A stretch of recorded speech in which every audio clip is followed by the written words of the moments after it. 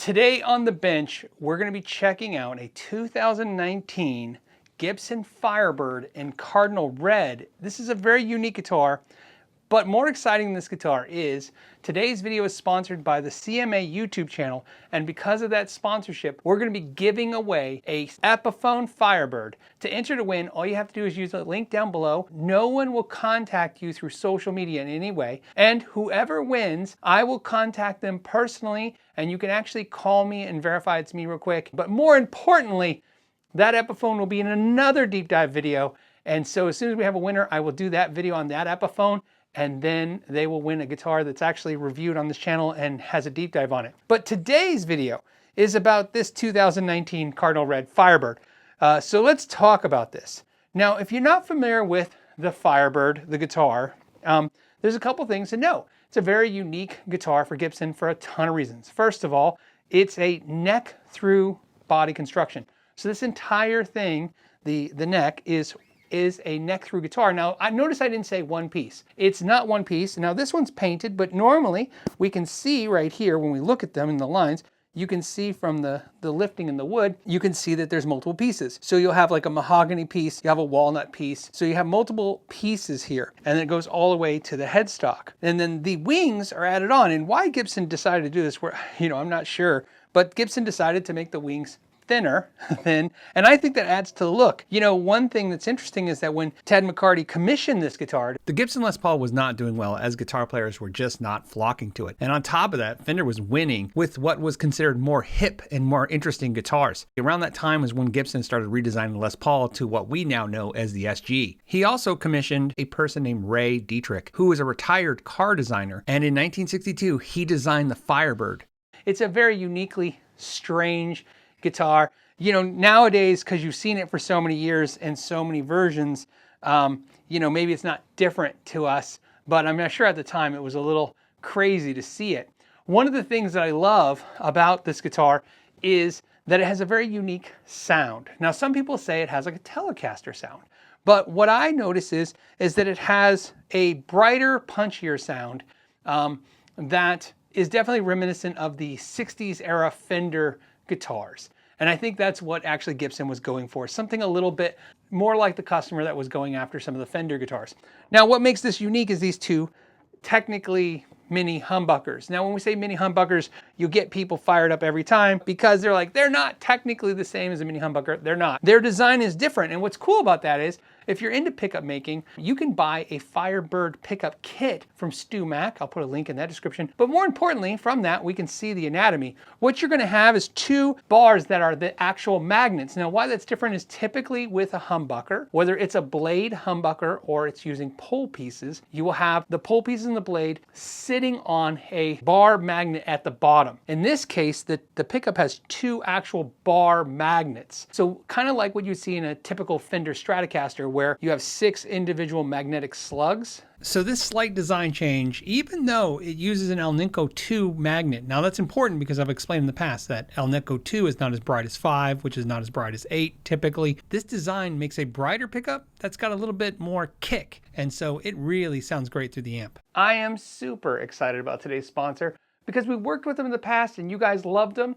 In fact, if you guys love country music and you love learning about the country music scene and what goes on behind the scenes of country music, I want you to check out CMA's YouTube channel and check out videos like the High Notes. What I like about the High Notes format is that it's real musicians telling us real stories, like Ashley Cook, who talks about her debut album having 24 tracks because they were so personal, she didn't want to not put them on the album. I'm sure a lot of us can relate to that. I really enjoyed Ella Langley talking about how hard it is to be on her first tour. As someone who makes content from a home studio, it's always interesting to see the hardships other types of musicians go through.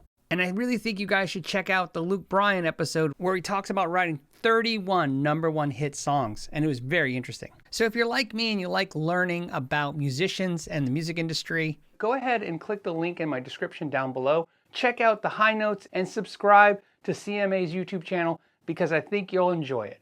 All right, let's get into the geeky stuff. You'll notice it really is positioned really strange. It's like everything's thrown forward, But I think the SG kind of does that a little bit. And I really think the Custom 24 by PRS kind of feels thrown forward a little bit. I really like that. That's kind of, you know, I'm 6 foot and I kind of like everything kind of pushed this way. It just feels more comfortable to me. The finish is nitrocellulose lacquer. We have 22 nickel silver frets. These look like medium jumbo size, and they're set into a rosewood fretboard.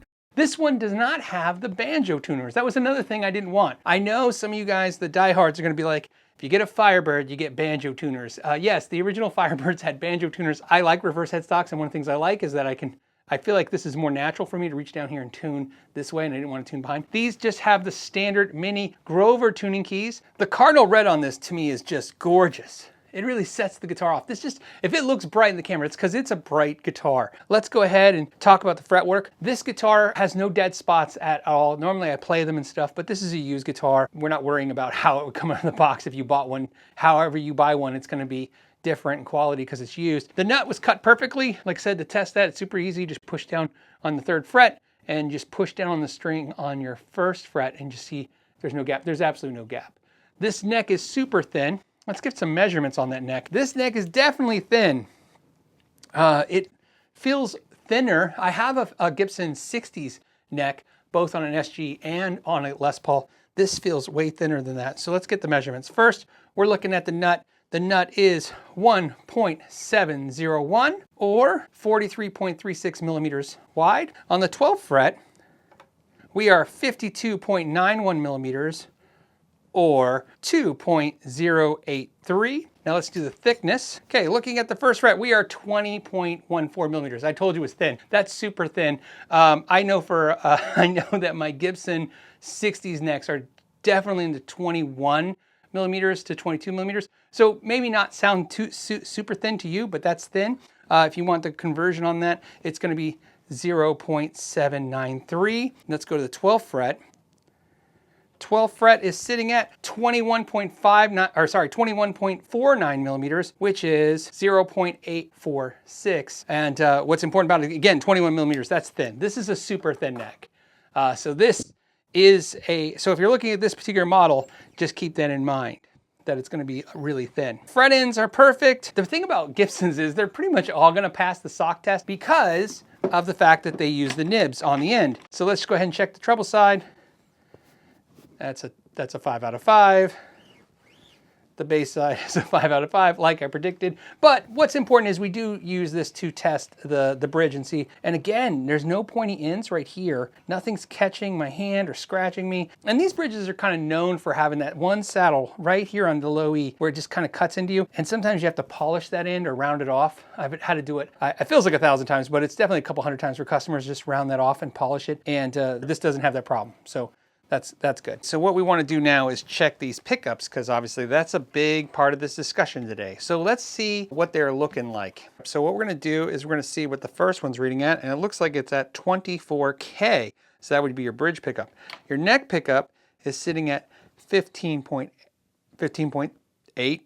15.7, 15.8. I'm going to say 15.8. On the inductance on the bridge, we're sitting at 3.93, and on the neck, 3.07. All right, a couple other things that are important to check. Let's check the radius. Now, of course, we're going to assume it's a Gibson, so we're going to assume it's 12-inch radius, and it is a 12-inch radius fretboard. We're also going to assume it's 24 3/4, but let's go ahead and double check that. We are at 24 3/4 scale length. I just wanted to double check because although we could always assume that this is a longer guitar, so I think some of you may go, hey, is it a longer scale? So I think I answered that question. The other thing I want to point out is the nut is made of tusk with a Q, so it's a man-made material nut. And at the time I bought this, I bought it for $26.99, which I thought was a little on the high end. Now people are asking a little bit more than that, and it does include a fitted case that is rather huge. All of that, as always, is great to know, but really what really matters is how it plays and sounds. So let's go ahead and take it in the studio and play it and see how it sounds. Okay, so a couple things we want to talk about is the balance. It sits pretty good. You can see, obviously, the way your arm sits on it, it's never really going to tilt forward. Standing up, it's about the same. It's a pretty comfortable instrument. It's not super dive forward heavy on the headstock. Now, something to point out is the weight. This guitar is 7 pounds 5 ounces, and they can be all over the place because of just the density of the woods and how much moisture is in the wood. But this one, super light, which is another reason why I thought it was a cool guitar to grab. Let's go over the pickups. I'm running through a Fender 65 Deluxe Reverb. We'll run some overdrive on it as well. And we're going to start with the bridge on the clean. Now, this is the important part of this guitar. On the bridge, you normally, when you play kind of more towards the neck, right here, right over the neck pickup, even though I'm playing the bridge.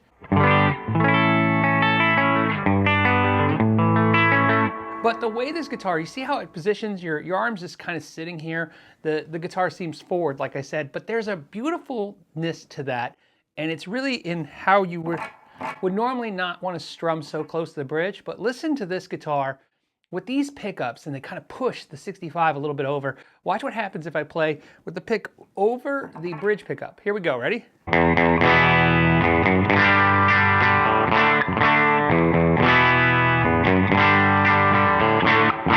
Versus over the neck pickup.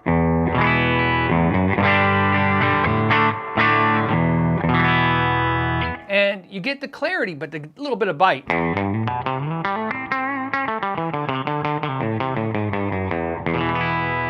And I think that's where sometimes, it's not just the pickups, but it's a whole kind of like amalgamy. It's all of it together. It's the guitar design, the pickups, it's just something about it that really kind of gets it going, especially when you play a clean amp. A lot of people say, you know, the amp does most of the sound. It's true, but when the amp's really just running clean, or you're running straight into a mix or a PA, which does happen a lot in recording, the guitar's personality does come through, and it can be a factor. So let's go ahead and go to the neck.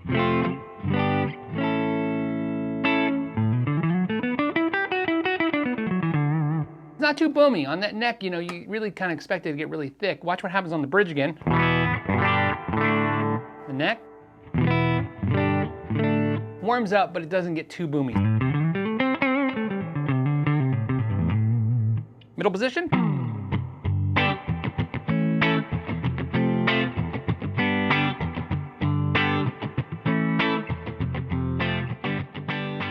Man, it's just fun to play. Let's run some overdrive.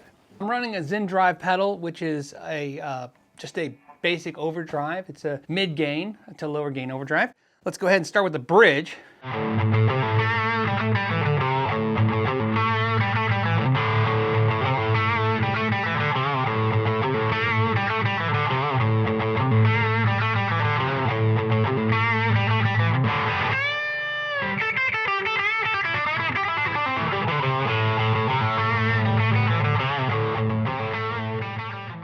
Now I want to play that riff at A, it's open A. And the problem with a riff like this is that when you play it, now your A is ringing, that's ringing out, and it kind of sounds a little chaotic. The positioning of this guitar really lets you control that. The palm muting. See that? See? This is ringing out, but I was able to mute the A. Now you can do a ton of guitars, but it is interesting to think that guitars could have helped write songs. It's very possible that you know, somebody like Johnny Winter was using a guitar like this, especially in red, which is not any coincidence why I wanted a red one. All right, let's go ahead and go to the neck position.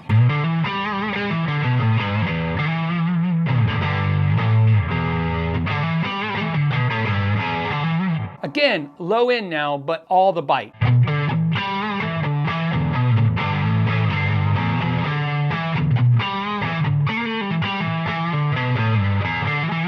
But it could be the guitar just making me want to dig in.